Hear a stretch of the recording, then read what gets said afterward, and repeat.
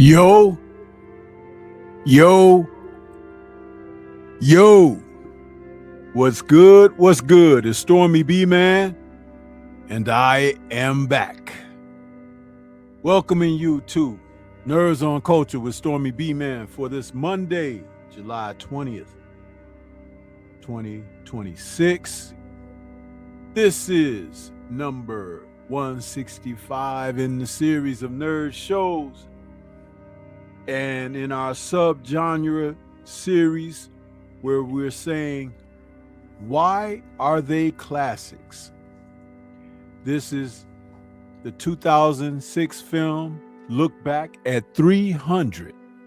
Yeah, a film that initially was not necessarily as popular as it would be noted to become, based on 300 by Frank Miller and Lynn Varley. This film was directed by Zack Snyder and from a screenplay by Zack Snyder, Kurt Johnstad, and Michael B. Gordon. It did Frank Miller's artwork and graphic justice. Zack Snyder, who is a artist with the way that he paints the images of his action that he captures on film, was able to transfer what Miller had done and the imagination of what it would be like in live action. He was able to recreate that. And with the muted colors and everything and the settings for this film, the art direction, it is now considered an art house classic. So this is our subject this evening. And I've got my brother Drew Titan in the building with me to talk up 300, because this film, again, bears another watch. I remember putting things together for tonight's episode, and I said, you know what? I haven't watched this in a while, but I'm going to go back and watch it because this movie is great, man. I don't care what nobody says. And leading the way was Gerard Butler, and we're going to get into it and talk about it, but with no further ado, I welcome my co-host and partner in crime in this. We got Drew Titan in the building with me. What's going on, Drew? What's happening, man? Salute, man. It's hard to believe this came out 20 years ago, man. Right? I remember because my boy, I didn't have the book, my boy had it. And you know, I'm a supporter of Frank Miller, you know, with The Dark Knight Returns and things of that nature. And when he did this, I remember I saw the book, but I never had time to sit down and read it. And then when they said they're doing a movie on it, that's when I borrowed my boy's book. And I said, okay, let me go through it, right? And one thing I noticed when they started airing the commercials, there was frames from the book in the movie. And I said, my God, we were in a place, and I still consider that maybe the early 2000s, right before the 2010s, where we were already in that new realm of Hollywood magic. The CGI was better. It's improved. I remember when the Harry Potter movies came out, you look at them now and you look at what they do today, it's like, oh man, we've improved a great deal. And there wasn't much to do in this film, but I was very impressed that they caught the essence of the book, the story. There wasn't anything to change. And I said, man, this was really good, man. This was this was a good film. I liked the story. You know, there's a little legend about the 300 Spartans, and, you know, we don't know how much of that is true or not, but it made for good Hollywood. Well written. There's a lot of one-liners in it. And I want to say that this movie is a classic because it took comic book to movie in a correct direction. It took it in a correct direction, and I appreciate it. I saw this in the movies twice. I saw it twice. It was that good. And I don't want to say it's off the heels of Gladiator, but if you like Gladiator, you had this feeling, and then you went in here and said, well, what is this movie? Even if you didn't know anything about it, you didn't need to know the comic book to go watch the film. I've known people that said it went backwards. I watched the film and then I went out and got the book. Frank Miller, he got an award for this. And I forgot what award show it was. It may have been a comic book award show, but the man was so humble when he got up there and accepted the award, and he said something that was very key. Because as an artist, you don't want Hollywood to hijack your creation and make it their own and then start tweaking it and messing it up. He was a little worried about that, but he said, we're still in the learning process because Hollywood started reaching in and getting in contact with these comic book creators, because the MCU was just now taking off, and then everyone starts saying, well, let's hop on this bandwagon of comic book to movie stuff. What could we do? Superman, it's been done. Spider-Man, it's being done. What are we going to do? What are we going to do? And they grabbed Frank Miller, who was hot in these comic book streets. And when he accepted that award, he said something very key. He said, let's learn. So I think that what Hollywood has learned to do is to respect that form of entertainment of comic books. And Watiti can go EAD. That's an acronym, y'all. We ain't solely on Rumble yet, but respect the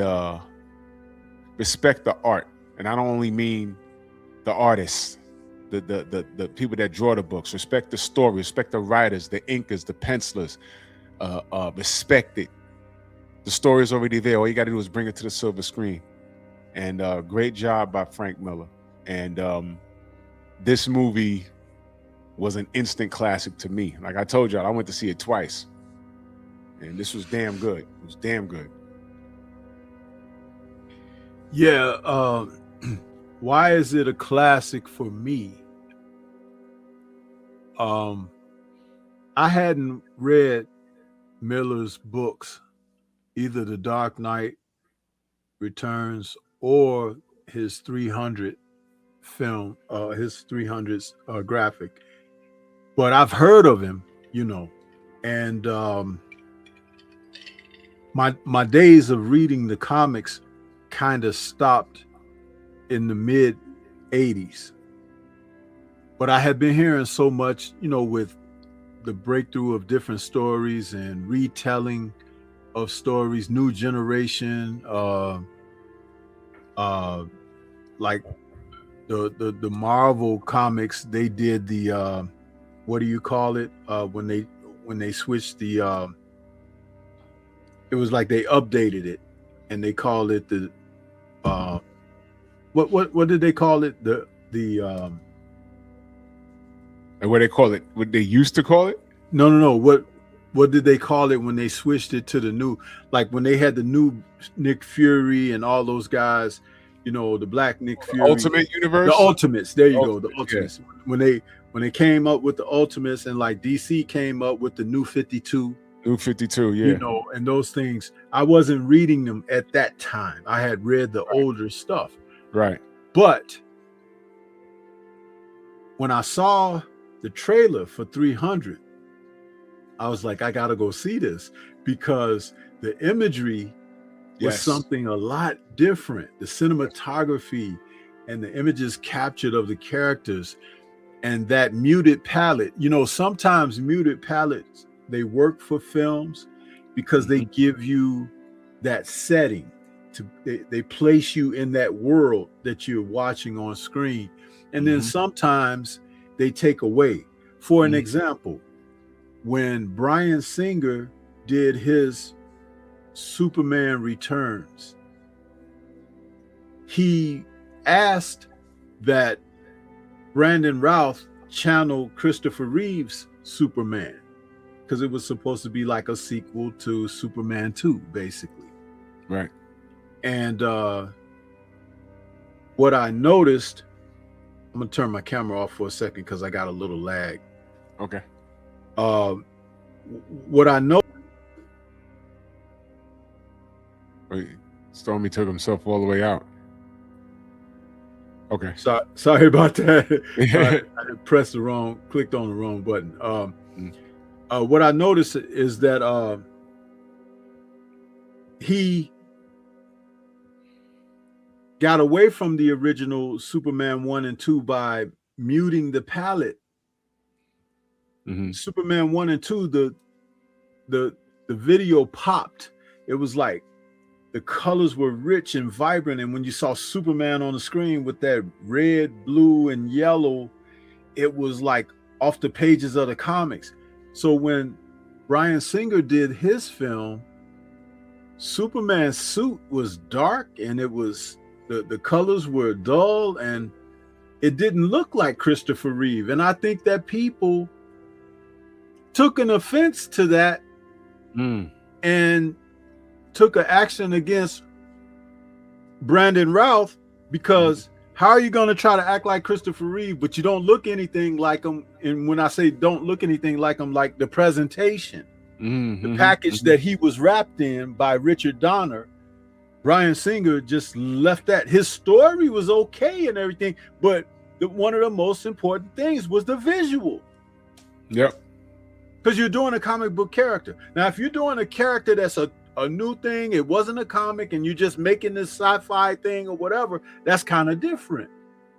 But you're diving into a world that people are familiar with, and you take something away from that experience for that audience.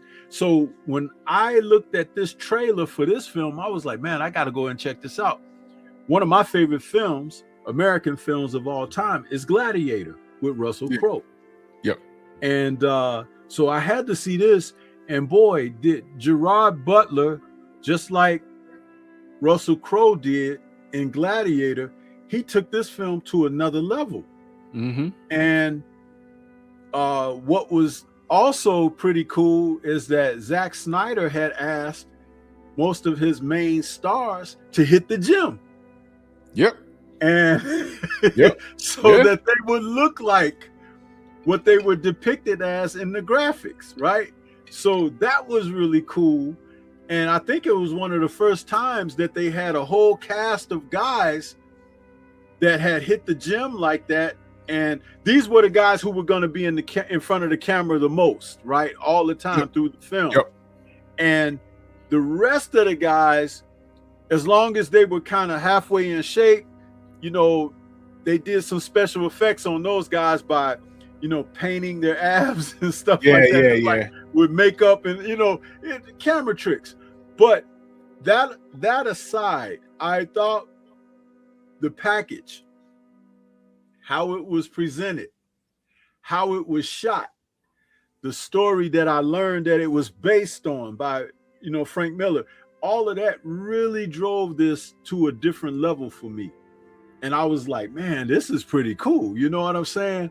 And one of my favorite moments in the film, which we will go over that in a little while, it was one of those moments that just depicted the virility of the Spartans. And it was like, you could feel, let me say it like this. If you were watching this movie in the theater and you were a man, and this came out in like the early 2000s, so fitness and all of that wasn't in its groove and stuff like it is today. Everybody's trying to hit the gym, everybody's trying to, you know, do what they can to look good or whatever. But man, you couldn't help but be sitting up there looking at that screen saying, damn, I need to hit the gym.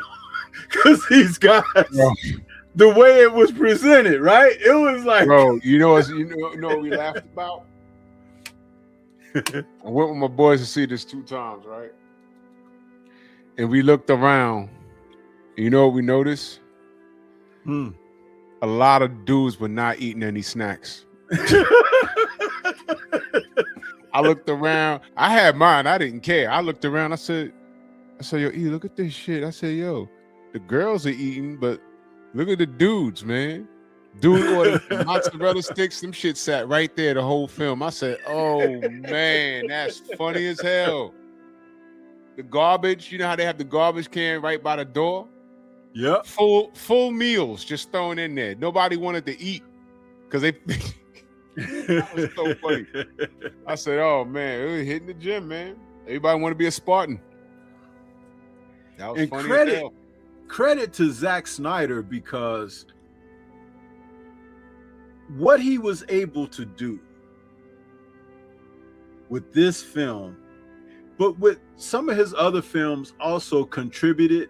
But I think this film allowed him to put his footprint on a Zack Snyder style of filming action. You know, because he would have these moments in there where the action is going and then he would slow it down. Yes. With the slow motion and then hit it back to regular speed and make it look like it went fast. But what he did was he captured a moment because it catches your attention.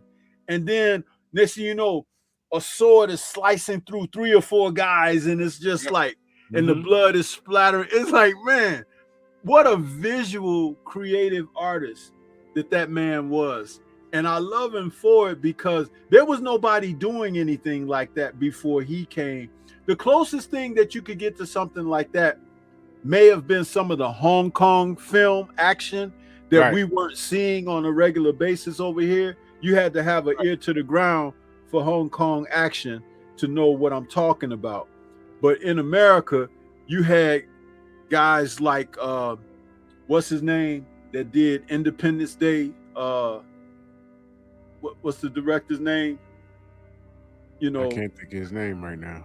Michael Bay. Michael Bay. Yeah, those kind of guys. You know, blowing stuff up, you know, and all of that. But nothing like what Zach brought. You know?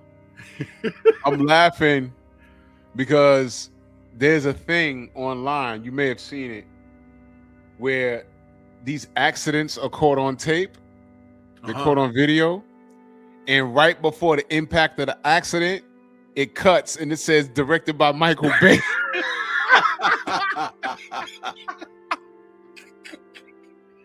That's why I'm laughing. You hear the music in the back, and right before somebody sets it, this dude was about to set himself on fire.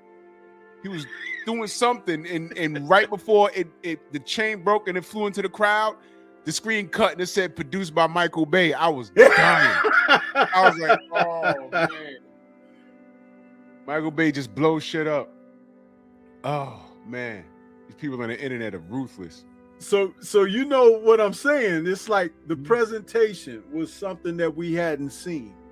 And it's just like when what's his name did the new Star Trek films, and they were calling him the lens flare guy, you know, because all the scenes were shot in the Star Trek film. You got these glaring moments, you know, light behind the actor's head, and it's creating a glow and stuff. But this is not what this is not what Zach was doing. Zach was like presenting.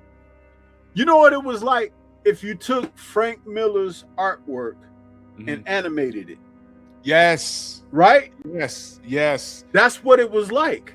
Right. Because no one had done nothing like that before. They like I said earlier, it was there's a lot of frames from the comic book that are in the film. A lot of them. Like in the like early in the film when he's talking to the black guy with the beard, and they faded the lights and you just saw his eyes and his teeth. I said, oh man, that's from the book. That frame is from the book. I said, man, that is great, man. That is great, man. But this film had it all. A lot of replay value. Get this on Blu-ray, y'all. Yeah, I admired that quality that he brought. And it's a shame that Marvel didn't recognize that and try to snatch him up for some of the stuff that they were doing. But that's okay. They had found a guy who was a lot similar, and you and I have talked about this guy behind the scenes, the director of The Incredible Hulk, Louis Leterrier. Was there. He was that good. Guy, they sleeping on him when he did that last Fast and Furious film. Yeah. And I had told you about the action sequence that opened it up, and I was like, man, that was an adrenaline rush and a half, wasn't it? It was. That big thing rolling down the city and everything. It's like when he had the Hulk and Abomination fighting in the makeshift Manhattan. You know what I'm saying? That And I say makeshift because it wasn't really filmed in New York. I know that They totally tried- was not 125th Street, but you got to be from New York to understand that. But I get it. But damn, he did his damn thing in that film. I thought they had you'd have thought they'd have signed him up to do a few more films. But my gosh, you shop around. But again, these are the type of directors who can present something and they put their stamp on it, but you'll go to see them because of what they do. You know what I mean? It's like, if the story's great, that's just a cherry on the top. Yeah, right. Because basically a motion picture is for us to sit there and be entertained by something. But if we get a great story, again, that's wonderful. But at least do something with those visuals. And this is what we got. And when you got Miller, who did it on the page with his storytelling and artwork, and then you got Zach coming and putting it in live action. Right. That's a heck of a combination right there. And they're on tour right now, the two of them. They're on tour? Yeah, they're going to different conventions and stuff. And they just had something a few days ago where Miller and Snyder were asked. They was like, "Hey, when you gonna do the Dark Knight Returns?" And Snyder responded, "When they let us." And that made news. It kind of went viral. I'm surprised you didn't hear about that yet. That's like 3 days ago. Man, they were. If they did the Dark Knight, man, I don't even want to talk about it, man. I'd love to see that. I'd love to see that. Who would play an old Bruce Wayne in Dark Knight Returns? Man, Ben Affleck. He's the perfect guy. Yeah. Dye his hair all that gray. Batman that he played, that was him. Yeah. Now he's the actual age of that Batman. So it's he is. It will be even better, So let him do it. But hey, I had put the link in the chat. I had pinned it to the top of the chat. I would like for everyone to click on that link and join us over at Rumble so we can continue on with this show, because this is just the beginning, you guys. We just opening up. We gave you a little bit of conversation, a monologue on talking about why this film is a classic. But now we could get more in depth on it. So we're going to give you guys a chance to go on over to Rumble. And salute to EJ over there with the Rumble rant already. He says, a phenomenal pick for Noids on Culture. Heavyweight 300 is a phenomenal film, standing on business against their enemies with the famous catchphrase, "This is Sparta." Yes, sir. So yeah, we're gonna give you guys a minute or two to make the transfer over to Rumble as we get ready to cook more on this. We'll be right with you.